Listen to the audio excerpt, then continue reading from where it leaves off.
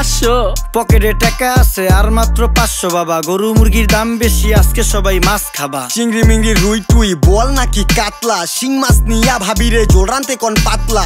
ইলিশ আসছে দিয়া দেই কালকে আবার বৈশাখ। বাপ সাপ দেখে আমগো মনে হয় কি লাট সাপ। গরিব মানুষের বৈশাখ, ইলিশ মাছ না পুঁই শাক। সিলভার কাপ না তেলাপিয়া, আমারে দেন পাঙ্গাস মিয়া। এই মাছ ধরতেও ঘিন লাগে হাত দিয়া। দেখছেন কি কয় হের লাগে গিনা। বাজারের সব জিনিসই স্বর্ণের দামে কিনা।